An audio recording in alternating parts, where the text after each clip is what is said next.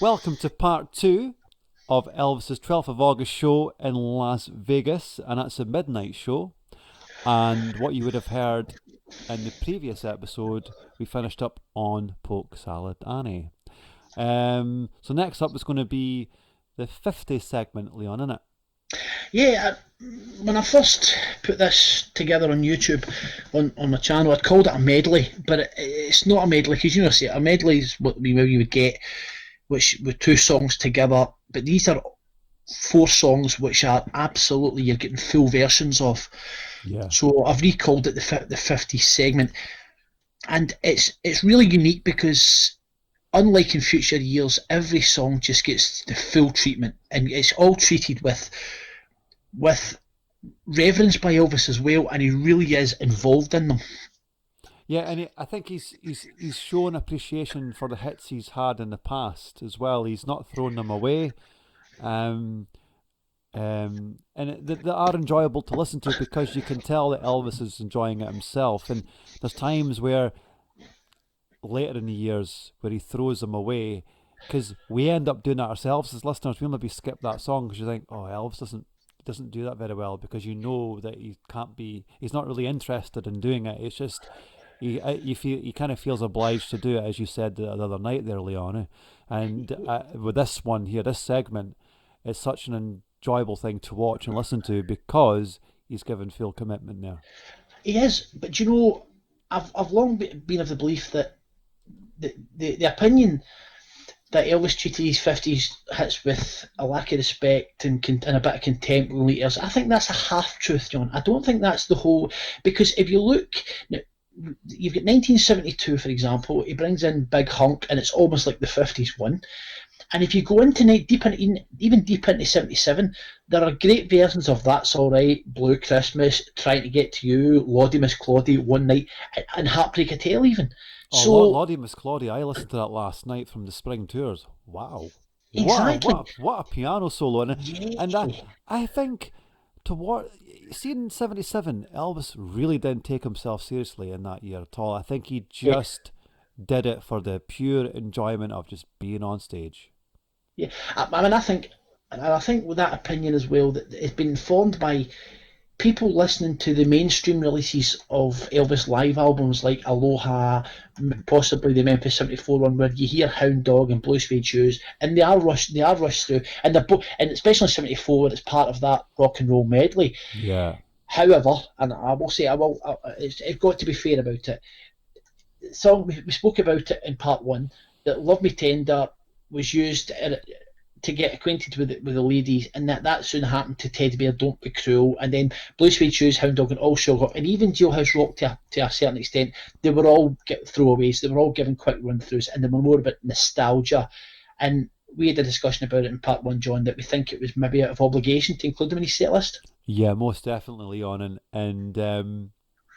You know, as I was saying about the '77 stuff there, yeah, maybe his voice is not in the greatest of shape, but the enthusiasm's there. It's all about the feel. I also had a theory. Right? If you look at the show, rather than look at just maybe as an album or where you're hearing songs on their own, if you put them into context, right, from where they're placed in the show, Love Me around about from '76, '77, it was usually what the third song in most shows. So is that maybe always helping settle yourself into the show? And then Teddy Bear and Don't Be Cruel, were they placed deliberately there to help Elvis catch his breath and slow down? Is that Yeah, so possible? yeah, it could be a tactical thing. Yeah, Yeah, totally. Because at the end of the day, Leon, we're not up on that stage doing that that's also very true. because Yeah, it's not. Yeah, towards the later years, I mean, the shows weren't physically as demanding as say 70, 71, 72, right? hmm Um, but you know, if I was doing that every single day, right, and let's face it, it was close to that, and you know, it's difficult to keep that energy, Leon. yeah, It doesn't matter how good you are as an entertainer, it's to keep that level of, you know, the electricity and excitement up there.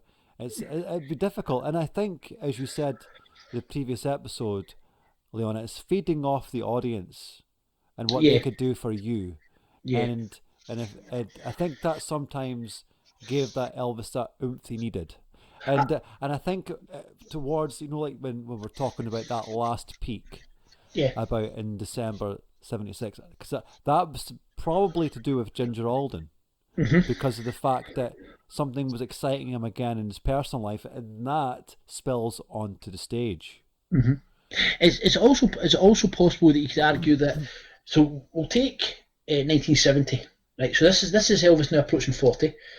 Is it possible that he feels the songs were no longer relevant to him, and that change of direction is what he preferred to showcase in his live show? So, Yeah. and you've got to argue, John, that surely by that time his career also had earned the right to record and put in his stage show whatever he felt was right for him, and not just to please others. I mean, I've done a wee bit of looked back at maybe a lot of the critical reviews of Elvis's shows and the album releases from that time.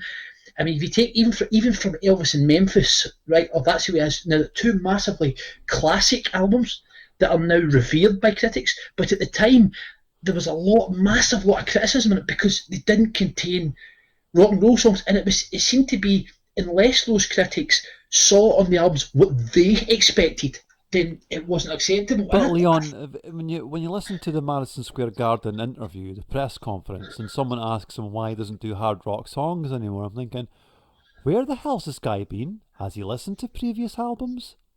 Has he listened to them? Because I'm sorry, but there's hard rock songs, you know, to up to date to 1972. I don't know when the guy was referring to. Was he referring to the 50s? I don't know, but I can assure you that Elvis has done some pretty hard rock songs up until Yeah, say Burning Love. Come yeah, on. but I still think that person in the audience was completely missing the point. I Oh don't yeah, think I don't think any of us had any obligation whatsoever to record rock and roll songs. I mean, just because that he started off and it was rock and roll that made him. Surely, once you've done that and you've been into the movies, you've had a movie career, and you come back out, so you've had a successful career. Surely, it's then Elvis is then entitled to record whatever he likes. yeah. If it doesn't sell, then that's down to him to explain to RCA why it doesn't sell. But surely that's down to him. And let's be honest, if you go and watch, and I've seen, I saw Paul Anka live quite a few years back. I quite like Um, him actually. I saw him in the Royal Concert, the concert hall in Glasgow, Yeah, and what he did with his 50s stuff is he had about 6 minutes where he ran them all together. You know, stuff like Diana, put your head on my shoulder. He put all that stuff together, yeah. and then so he knew that that's all he was going to do of that, and the rest of it was maybe newer stuff he'd recorded or more recent stuff. But you knew that's what you were going to get. But Elvis didn't seem to get that break. Nobody allowed him to do that. It's a shame because you sing to enjoy your own singing as well, and I couldn't be put up there like a pedestal and say, you know, a performing monkey, say like this is what you perform, and Yeah, that's it. yeah, And I really get annoyed at sometimes that Elvis' shows were just a bit too rigid. yeah, You know, yeah. like can you imagine doing 6 weeks doing the same set Oof, list? That would bore me to tears, Leon. goodness me. But yeah, I've always wondered why that would be. Why is that? Yeah, is it? And it's not like he didn't have bloody material to sing, because let's face it, he had a lot of it. Yeah, it's it's as I if he don't had to get do. He that had in to the go. slightest, Leon. I It's, really don't, and it's a bugbear of mine it's, because, it's as if he had to go with what was comfortable for him. but Elvis could sing the phone book. He could, but this is an Elvis who, in his final tour, had to use a lyric sheet for My Way and for Bridge Over Troubled Water. See, that's alarming, isn't it? It is. Mm, So if you, I mean, even in Aloha, he's reading the lyrics to My Way. yeah, because you Oh, think well, you think he's not, but yeah, he is. yeah, you watch his eyes. He's standing right next to Charlie Hodges' music stand, and you can see his eyes go to the lyric sheet. So, so, so that's all I can There's think a lot of. of phrasing in that song, though. Yeah, and sure, even I just can't help believing, and that's the way it is. He needed a lyric sheet for. So, is some of the problem? Or say problem is that some part Memory, of the reason? Is it memory? memory. Yeah. Um, but these four songs together were in the original. That's the way it is. They were all together. Don't get me wrong. You had that casino montage over the over the Heartbreak Hotel, which we finally saw in Yeah. all its glory in the lost performances. And I know I know we've hammered it whole like you wouldn't believe, but why did they change that in the 2001? I mean, they give us an inferior version of Heartbreak Hotel, an inferior version of One Night, good versions, but inferior versions. Why? Do you think it's maybe the taste of the person who was producing it? Yeah, but if you run the whole thing from Heartbreak Hotel right through to All Shook Up, it flows. Aye, in the first one, you mean? Yes. Yeah, totally. So Hmm. why break that up? I really don't know, Leon. And do you know what? You're not the first person I've spoke to that's got a complaint about that one. I can tell you for sure. I know. I mean that version of Heartbreak Hotel from from this show, it's bluesy like you wouldn't believe, and then he goes into a raw, edgy One Night. And do you know what I really like about that? I like that "Yeah, baby" that he does mid song. I think that's brilliant. It's so good, Oh, eh? and then he moves on to that blue suede shoes with the last time you'd ever hear a guitar solo in it, and Oh, what so nimble. And oh, then he what a go and it guitar cuts to the solo! girl in the audience like she was pure digging it. And I'm Yeah, thinking, wow. yeah. I mean, All Shook Up's a slight drop down, but it rounds off an absolutely magnificent 6 minutes. It's just, oh, But he's wow. just like, come on. Like, come on, guys, another one. Let's come on. Yeah, And that's what it is. it's like we can, and then he goes, "What is your?" I think it's all the only good thing about the second edition, right, Mm-hmm. is when he says, if we start doing those, we'll be up Oh, here all oh night." my, yeah, And I thought that is pretty cool. I liked that. And yeah, but you know, I would have quite have happily have seen him up there all night because he knew that he could fire them out. He knew he could. yeah. He And knew he also, could. what's also good and iconic about that segment is, of course, he's just come back out of the audience, and you can see that the chains are hanging off. They've been Yeah. taken away from their mountings on the one side, and I think that's that. And his hair's a mess, and I just love that iconic image. And that's the iconic image now that we see on most of the That's the Way It Is covers now. Yeah, and it's Because fabulous. I mean, I'm looking at it right now on my That's the Way It Is Yeah, box set. yeah. And, you know, and that box set, I've actually got the lost performances in there. Hmm. Um, and but I've got the VHSs of that's VHS there, Leon, right? Hmm. Hmm. And that's one that's got the three in there. Oh I know you messaged me saying is that the Jailhouse Rock one. I know that yeah, one you're on about, but no, yeah. this is later on. Wow. Um, and it's got I think you would like this later. It's got it's got EPs in there All right. Okay. specifically made for this box set. It's got Oh Bridge wow. Over Troubled Water and stuff like that. And I've never listened to them because I don't listen to discs like that. I leave them Yeah. be because it's not really a thing you should just play just for leisure. I think it's a collectible item and I Hmm. leave it. Hmm. Um, but yeah, I mean, uh, I'm not a fan of medleys. Yeah. But as you said at the start of this, it's a segment in which is totally different because you're Yes, doing it the is. full songs. Absolutely. Which is why we're going to play all four songs all together as it was. Let's not break up the flow of it. Definitely not. So here we go. It's a 50s segment and it's a stand up segment. So once you've listened to this, folks, go to YouTube, onto Leon's channel, and watch them all in one go. You will be blown away. Enjoy. And next up, we're going to review is the 50s sit down segment. Yeah. Part of Elvis folklore, John, wouldn't you say? I beg your pardon? Part of Elvis folklore, wouldn't you Oh, say? yeah, definitely. And Yeah. it's. And as you were saying, it's not been released officially yet. No, it's weird that none of that section. I think they tried to release a part of it for the 2001 re-edit of the movie, but I think they hit massive copyright problems. They couldn't. But what amazes me more about that is the fact that it's out there, it's on YouTube, and the amount of fans who are still unaware of its existence. I know, but it's been there for years. Well, do you know the first part of it I ever remember, and obviously now it's in it. You can put it into its context. Was when it in 1980 when the silver box set came out, and you had that Little Sister Get Back medley on that. That's right, yeah. And none of us, I don't think any of us realised that that was part of essentially that's the way it is. And even then, it was amazing to listen to. It was just fabulous to listen to. Well, that's it, and you know, and when he does that, you know, when he's plugging into the guitar and he's getting the sound levels right, and I thought it's Elvis unplugged. It is. It's just fabulous, and it's planned, but it's not planned. I mean, you obviously hear the first time we heard it all together was in 2001 when you did the 3-disc special edition, but you don't. You know he's rehearsed it because you see him rehearse every one of those songs in Culver City.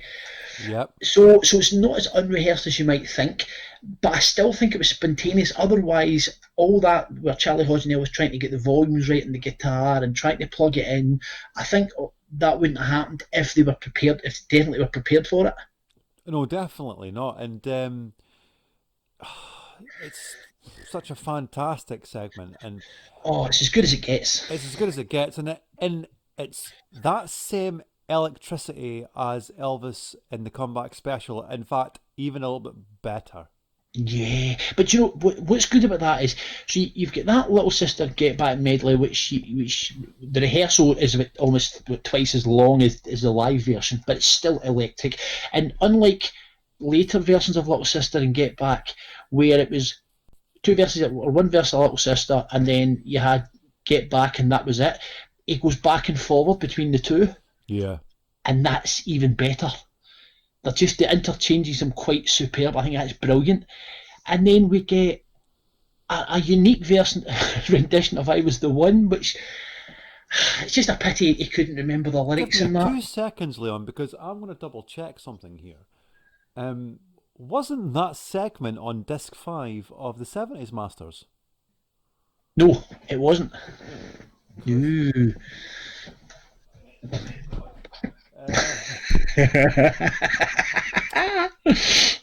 Right. I Was the One night. Yeah, maybe I'm wrong. Yeah, I'm sure I've seen it somewhere before. And I know you've mentioned that box set there, Leon. Where have I seen it? I've got Elvis live in Vegas as well. You know, the 4-disc set. Yeah, it's not on that because the only one we've got on that is the 11th of August midnight show. So that's a show 24 hours earlier. And then on disc 4 of that, you've got the 1974 and 75 stuff. Yeah. Disc 1's 50 stuff. Disc 2 69. So. But what pictures on the back of that folder? Elvis. On the front, it's actually it is on the front. And on the back, it's Elvis sitting down on that actual sit down segment. So it is.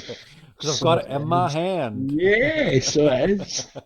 So it is. I mean, I think you'd only get the full segment. You would have got it on obviously the 3D set.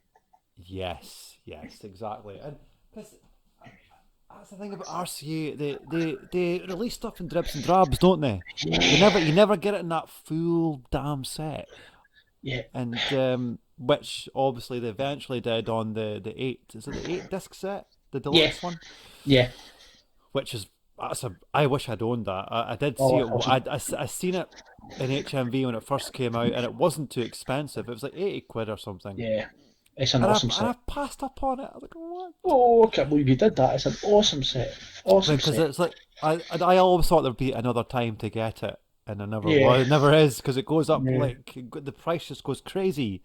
Yeah. And but yeah, I think, Leon, we shouldn't, you know, mess about. I think they should hear this disco straight to it because it's absolutely fantastic. It is. And I'm gonna plug Leon's channel as much as I can because I think Leon's channel stays true to the actual set list, and an actual chronicle order as well. Yeah, So there's a don't just playlist of it, just John. get a playlist of it, and just Yeah, don't go to YouTube and just listen to it bits and bits. Watch the whole show as a whole, and you'll definitely appreciate it. But obviously, we'll put the audio up now.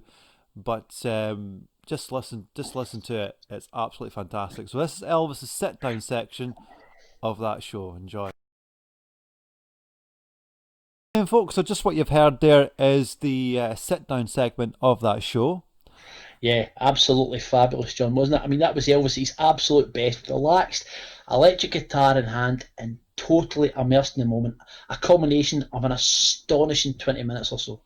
And and it's just going to get better. But I don't think Elvis would have ever have done that at a dinner show. No, I totally agree. I He, completely agree. he would. Have you ever seen like on both That's Way It Is movies where Hmm. when you can tell it's a dinner show crowd, they just look not interested, do they? Yeah, but do you know the irony is that Elvis gave two of the best vocal performances that he ever At a dinner gave show. at dinner show. Just Can't Help Believing and Bridge Over Troubled, both in the same show, and Bridge Over Troubled Water, both at the same dinner show. Very odd, isn't it? Yes, isn't it? But however, Different midnight shows though, shows for his 40. but different shows, Yeah, different types absolutely. of shows, Oh, definitely. definitely.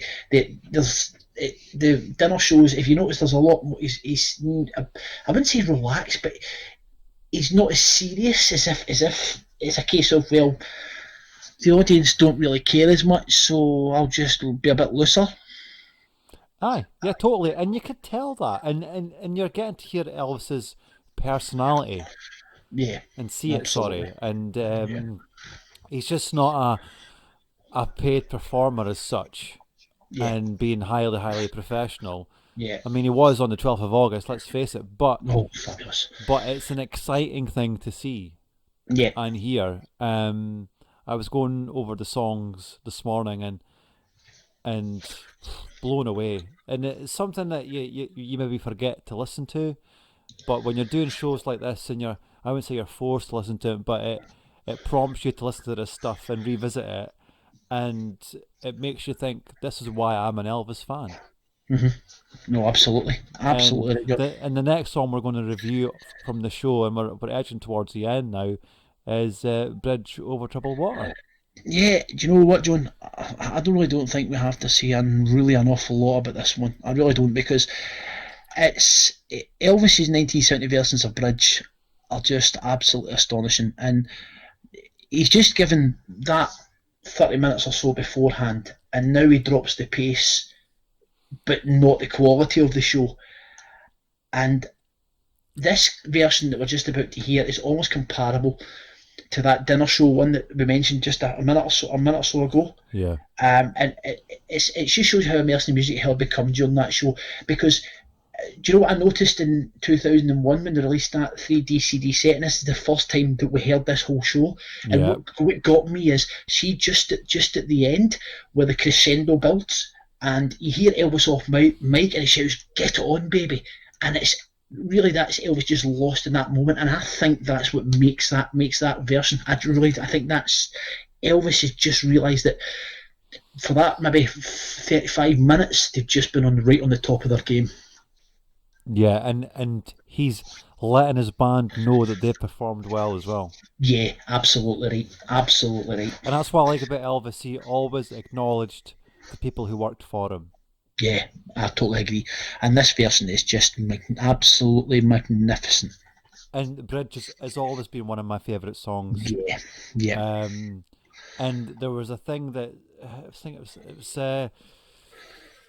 Simon and Garfunkel, and they went to see him in '70, yeah. and they thought, he's outdone us again. Yeah, I think It's like, the quote was supposed to have been, "That's it. We might as well all give up now."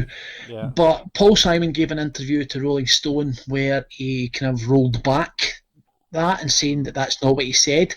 But what he did say, he says it's kind of dramatic, but he says, but it's a very dramatic song, so he acknowledges it. So Paul Simon's actually since said that now that might just be him not wanting to admit than what he'd said at the time. I think that's more Do you about it. find a lot of celebrities have seen Elvis and have quoted something to try and go back and change it? Yeah, there's Not just him. There's several like oh Bowie, yeah, they tried to change it to suit whatever. Lennon as well. Oh, they, they, there's apparently there was people said that John Lennon was at Madison Square Garden in 1972, but then John Lennon said no, he wasn't. But it's that John Lennon not want to admit that he went to see Elvis after the things that he'd said. Because he said that Elvis died after he went in After the army. Yeah, yeah, and of course a couple of weeks ago when we did the Nashville 63-64 thing, we mentioned what he said on Jukebox Jury, where yeah. he turned around and said that Elvis had turned into Bing Crosby essentially. So that it wouldn't look good if he'd said those things and suddenly he goes to see Elvis. So is that him back? Is that people backtracking because it doesn't suit their Backtracking agenda? and yeah, and maybe it's just John Lennon growing up and thinking, appreciating Elvis for who he is. Yeah, absolutely. Because George Harrison went to see him as well, did he not, in He did. '72? Yes, he did. In fact, he met him. He He went did. backstage and spoke to him, Yes, he did. and you know, and then you've got Zeppelin that went to see him in '74 In and Los Angeles, in yeah. Los Angeles, yeah. And what a show that is! We have Oh to wow. cover that at one point. Oh wow. I've mentioned it before. That version of "You Can Have Her" just gets me every time I listen to it. I love that key change. Oh, it's fabulous. It's Do you know? great. I don't want to go into too much here, but what gets me about "You Can Have Her" is every verse is different. It starts off just Elvis and just the guitar, and then Ronnie Tuck Build kicks up, in, the build and up then is so and then good. and then the backing singers come in, and then they start clapping as they're going through, and then and Leon, you can can you see the key imagine if change. that was recorded professionally? Oh my goodness me! That would have been Oh, I would have been on a repeat on a playlist. oh, the cruel twist of fate that the evening shows and soundboard and the afternoon show wasn't. That sucks badly. Yes, it does. Same with Shake a Hand from Oh, '75 live. Different well, key. I was like, why did you not record it in that key? It yeah, sounds better in that key. But hey yeah, ho, it's live for a reason. It was spontaneous, and you know yeah, it is. yeah, And like I said the other night there, Leon, we've got plenty of material there, but there's so much of it out there now that it makes you just want more and more and more of it. yeah. Do you know what, John? I'm just going to say one final thing before we play this song, and this is something that I normally attribute to the show, from the 11th of August dinner show one. Yeah. And what this song proves is that many can sing, but few can perform, and that's what Elvis does with us. And there's not many people who could carry off songs like this live, and Elvis does it Correct. every single time. Correct. Even up to '77, he's still Yeah. done it, Yeah. reasonably well. Yeah. Different arrangement, but still, Still, still. still, Yeah. still gives it that treatment Oh, that absolutely. Bridge deserves, really. And you Absolutely. could tell the song means so much to Elvis throughout the rehearsals, etc. And he's given it his all. Do you Yeah. know what I mean? That that fourth of August one in the International Hotels Convention Centre. We mentioned it in part one, John. But what it does, it shows Elvis the producer. That's what it shows. Oh, definitely. And yeah, we I know we're calling this the 12th of August, but we've technically covered Elvis's "That's the Way It Is" era Hmm. as well, because Yeah. I know we kind of came off track, but it's not came off track as of going into other years, which we have a little bit, but we've kind of went into 1970s August season there, Yeah. but this is the peak of that Yes. season, and that's why we Yes. wanted to review it in the first place. Absolutely. And I think we Absolutely. should go into Bridge now Yeah, I because think so. the listeners need to hear this for sure. Yeah. So, folks, it's going to be Bridge Over Troubled Water from the 12th of August, 1970 Midnight Show. We're going to talk about and discuss Suspicious Minds, and it's probably the best rendition, well, live version there is out there. Yeah, I'd agree, John. The best rendition of what I would consider to be Elsie's signature tune. Yeah, I think that's what it's funny when I'm at work and stuff and I play Suspicious Minds, everybody loves it. Even if you're not an Yeah. Elvis fan, it's right up there. Well, we mentioned in part one, we spoke about you've lost that love and feeling, and we mentioned we gave credit where credit was due to the Righteous Brothers rendition of that. Yeah. But at the same time, you have to say that this is not just, it's one of the most famous songs ever recorded, and everybody that comes on knows it's Elvis. Oh, most definitely. And it's that opening riff, and that's the riff that everybody knows. And oh, what a song! It's been covered by many as well. Yeah. A lot of And people. I mean, I mentioned it when we were talking about it at the start, when we were talking about the 50s segment, but Suspicion Mind starts, you've got that iconic image, you've got a special Elvis, his hair's a mess, the chains of his suit are torn on one side of the mountains Mhm. due to these discussing at the audience, and he does look visually exhausted, but somehow he just pulls us right out of that. And it really, but you were mentioning just before we started this part on about the drums, but that shoulder shake. It's so good, isn't it? Oh, so it's the best version of Suspicious Minds. Don't get me wrong, I have a wee bit of a soft spot for the 3rd of August dinner show, the 69 one, where it's almost exactly like the studio version. Yeah. Um, Oh, definitely. but this is just something else. But have you noticed, John, that almost all of the 1970 versions have some sort of improv? Some of them have, like, you've got, most of them have it, that the shove up your nose improv line. Yeah. Whereas this one, he changes the lights to wipe the sweat from your eyes when he, you know, do you know? Yes. Yeah, And I'm yeah. going to put this out here before we play the song. Um, Once you've heard this song, when we're going to play it next, please go and revisit it on YouTube as soon as you've done it. You need to see it. It's a visual thing as well, don't you It think? is. Oh, it You is. have to, Like pork salad, yeah. oh, it has to be done. And I've never liked Suspicious Minds from '73. Oh dear. It's bad, isn't it? Oh, do you know? The karate thing. Oh, Yeah, it all goes. It all goes. It's like almost like a journey. You've got the 69 stuff where it's like 7, 8 minutes long, and then you've got the 70 version where it's just a tad faster, and you're talking about maybe 6.5 minutes long, and then you get to back into 72, going into 73, where it's almost 4 minutes. And do you know how I've described it, John? As essentially it's a parody of itself. yes, it's starting to get like that, isn't it? And that's a Yeah, shame when songs turn into a parody because they're such beautiful songs. yeah, yeah. It is. So the Aloha one, I'm just not. It's too fast. It's too fast. And not only that, it's just Elvis doesn't suit that song for a time, it because he's just too reserved for it Yeah, for Suspicious Minds. It doesn't work.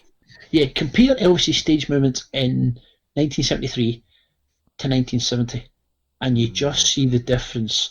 The difference is so loose in this one, and every version is great, but this is just the best of this of the five.